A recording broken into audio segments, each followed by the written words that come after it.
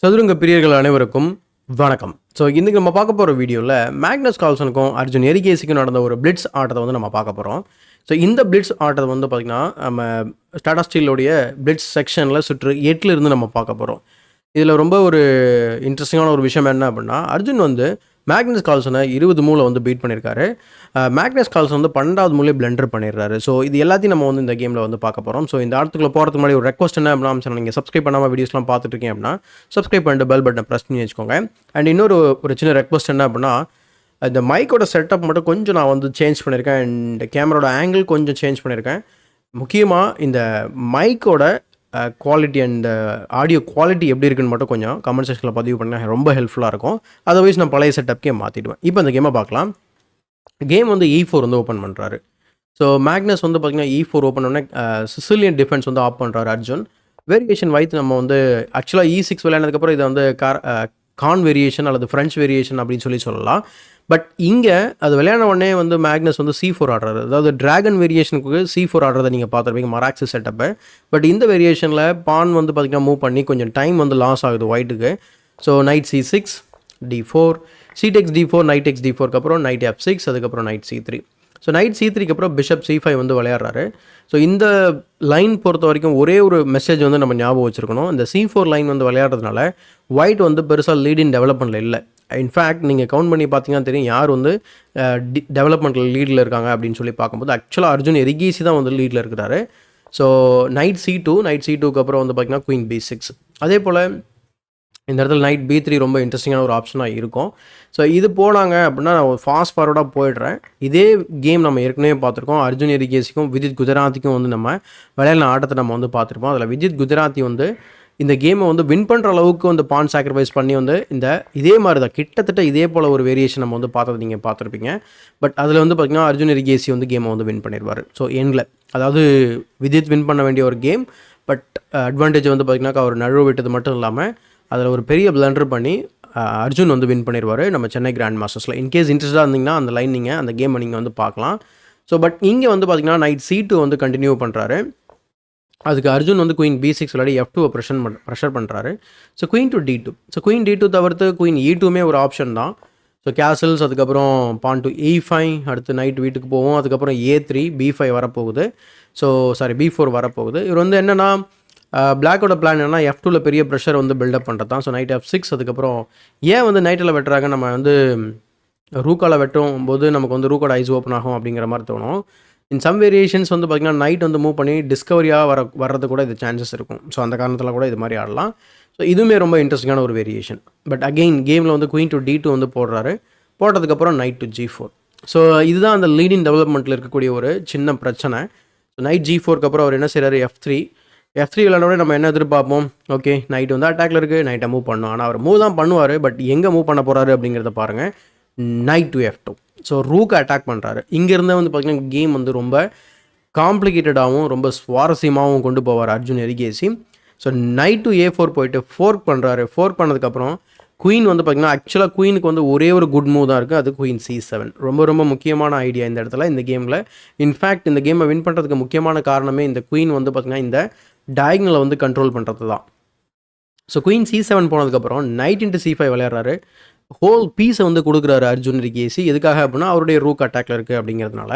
So Knight takes H1. இது வந்து 11வது move. இப்போ ஆக்சுவலாக வந்து பார்த்திங்கன்னா மேக்னஸ் கால்சன் வந்து தன்னுடைய 12வது மூவ் வந்து பார்த்திங்கன்னா மேக் பண்ண வேண்டியிருக்கு. இந்த 12வது மூவ் ரொம்ப முக்கியமான ஒரு மூவ்.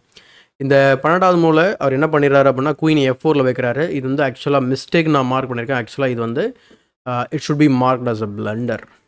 ஸோ நம்ம பிளண்டராகவே மார்க் பண்ணிக்கலாம். ஏன்னா இது மிகப்பெரிய பிளண்டர். ஏன்னா இதனால தான் வந்து கேமை அவர் வந்து தோற்றுருக்காரு. இதுக்கப்புறம் ஒரு 7-8 மூவில் வந்து பார்த்திங்கன்னா அவர் ரிசைன் பண்ண போகிறாரு. அதுக்கு முன்னாடி அப்போ சரியான நகர்வுன்னு ஏதாவது 1-2வது இருக்கும் இல்லையா, அது என்ன அப்படிங்கிறத இப்போ பார்க்கலாம். செகண்ட் ஆப்ஷன் வந்து பார்த்திங்கன்னா ரொம்ப சாலிடான ஆப்ஷன் G3. அதுக்கப்புறம் Knight E5 Queen E3. So அதுக்கப்புறம் கேம் கண்டினியூ ஆகும்னு வச்சுக்கோங்களேன். B3 so and then B5. So இப்படி வந்து கேம் கண்டினியூ ஆகும். இன்ஃபேக்ட் இந்த லைனுமே வந்து பார்த்திங்கன்னா பிளாக்கு கொஞ்சம் ஸ்லைட்லி பெட்டர் ஆப்ஷன் அப்படின்னு சொல்லலாம். ரொம்ப என்ன சொல்கிறது காம்ப்ளிகேட்டடாக இருக்கும் இந்த பொசிஷன் பார்க்குறதுக்கு. இது நீங்கள் எண்டாவது வேரியேஷன் வரைக்கும் போகலாம். எங்கே பாருங்கள் எப்படி இருக்குது பாருங்கள் பொசிஷன் பார்க்குறதுக்கு. இந்த பொசிஷனில் எப்படி ஒயிட் வந்து கிங்கை வந்து எவ்வளோ சேஃபாக வச்சுக்க போகிறாரு அப்படிங்கிறது ரொம்ப ஒரு கேள்விக்குறியாக தான் இருக்குது. பட் ஓகே, ஏன்னா அவருக்கு காம்பன்சேஷன் இருக்குது. அதே போல் இந்த இடத்துல இன்னொரு ஆப்ஷன் ரொம்ப ரொம்ப மெயின் ஆப்ஷன் வந்து பார்த்திங்கன்னா பான் டு F4 ஆக்சுவலாக. ஸோ இதில் வந்து இந்த கமெண்டேட்டர் வந்து என்ன சொல்கிறாருன்னா, குயினை F4ல் வைக்கிறது போல் ஆக்சுவலாக பானை வச்சிருந்தார் அப்படின்னா மேக்னஸ் கால்சன் வந்து தப்பிச்சிருப்பார் அப்படிங்கிறது தான் உண்மை. பட் அன்ஃபார்ச்சுனேட்லி குயினை வச்சதுனால இது மிகப்பெரிய ஒரு பிளண்டர் அமையுது. ஏற்கனவே வந்து ஒரு பீஸை ட்ராப் பண்ணியிருந்தார், அதுக்கு எக்ஸ்சேஞ்ச் எடுத்திருக்காரு. ஆனால் இன்னும் அந்த பீஸ் அவர் வந்து ரெக்கவர் பண்ணலை. ஸோ அதுக்காக இப்போ என்ன பண்ணுறாரு அப்படின்னா குயின் செக்கு. ஸோ கிங் சென்டரில் இருக்குது. ஸோ குயின் செக்கு வச்ச உடனே அந்த C4ல் ஆர் C5ல் இருக்கக்கூடிய நைட்டுக்கு பாதுகாப்பு இல்லாமல் இருக்குது. அதனால அதை வந்து அட்டாக் பண்ணுறாரு. பான் டு B4. ஸோ நைட்டால் அட்டாக் பண்ண முடியும். ஸோ அதனால் நைட் எக்ஸ் B2 வந்து விளையாடுறாரு. அதே போல் ரொம்ப சிம்பிளான மூவ் வந்து பிஷப் டு D2 விளையாடிங்கன்னா சிம்பிளாக நம்ம டேரெக்டாகவே வெட்டிக்கலாம். இது கம்ப்ளீட்லி வின்னிங் அட்வான்டேஜ். ஆனால் B4 விளையாடுறாரு மேக்னஸ். அதுக்கப்புறம் night into B4, king to D1, டிஸ்கவர்லேருந்து வெளியில் போகிறாரு. சப்போஸ் நைட் எக்ஸ் B4 அப்படின்னு சொன்னால் திரும்ப அதே மாதிரியான ஒரு ஃபோர்க்கு நம்மளால் பார்க்க முடியும். அல்லது குயின் அட்டாக் பண்ணுறதா நினச்சி நைட் B3 ஆடினீங்க அப்படின்னா தென் டபுள் செக் இருக்குது நமக்கு. So knight to D3 check, king D1 வந்ததுக்கப்புறம் நம்ம என்ன பண்ணலாம் அப்படின்னா இன்னொரு நைட்டையும் காப்பாற்றி செக்கு கொடுக்க முடியும். தென் கிங் E2 வந்ததுக்கப்புறம் நம்ம வந்து அந்த நைட்டை மூவ் பண்ணி குயினை வெட்டும்போது செக்கோட வருது. அப்போ நம்ம குயினையும் காப்பாற்றிக்கலாம். ரொம்ப ரொம்ப கொடூரமான வேரியேஷன் நைட் B3. அதனால் அது ரொம்ப ஈஸியாக இருக்கும் பிளாக் வந்து ஹேண்டில் பண்ணுறதுக்கு. அதனால் அவர் என்ன பண்ணுறாரு, இது எல்லாத்துலேருந்து நம்ம தப்பிக்கணும் அப்படின்னு சொல்லிட்டு கிங்கை வந்து மூவ் பண்ணி அன்பின் பண்ணார். ஸோ அன்பின் பண்ணுறாரு அந்த டிஸ்கவரியிலேருந்து. ஸோ நைட் டு F2 செக்கு. பின்ன கிங் E2 வந்து இந்த நைட் அட்டாக் பண்ணதுக்கப்புறம் நைட் எக்ஸ் C2 வந்து விளையாடுறாரு ஃபைனலி. நைட் எக்ஸ் C2 விளையாடுறதுக்கப்புறம் அடுத்த ரூக்குமே அட்டாக்ல இருக்குது. ஸோ பிஷப் E3 ட்ரை பண்ணுறாரு. ஆக்சுவலாக கால்சன் வந்து இது வந்து கம்ப்ளீட்லி லாஸ்ட் தான், ஒன்றுமே பண்ண முடியாது பேசிக்காக. பிஷப் E3 ட்ரை பண்ணதுக்கப்புறம் night X E1 2 rook drop ஆகிடுச்சு. நீங்கள் மெட்டீரியல் மட்டும் கவுண்ட் பண்ணிங்கன்னா ரொம்ப ஷாக் ஆகிடுங்க. அந்தளவுக்கு ரொம்ப மோசமான நிலைமையில் இருக்கார் கால்சன் இந்த கேமை பொறுத்த வரைக்கும். ஸோ குயின் E5 ட்ரை பண்ணுறாரு. அதுக்கப்புறம் குயின் டெக்ஸ் A2 செக்கு. இன்ஃபேக்ட் இந்த பொசிஷனில் வந்து குயின் டெக்ஸ் A2 செக்கு அப்புறம் பிஷப்பால் பிளாக் பண்ணுவார். இங்கே வந்து அர்ஜுன் F6 ஆடி குயின் அட்டாக் பண்ணுறாரு. அதுக்கு பதில் சாதாரணமாக கேன்சலிங் பண்ணி கூட அவரை அட்டாக் பண்ணியிருக்கலாம். ஏன்னா இதுக்கப்புறம் அவருக்கு ஒன்றுமே கிடையாது ஆக்சுவலாக to show for. So F6 அதுக்கப்புறம் குயின் D6 ட்ரை பண்ணுறாரு கால்சன்.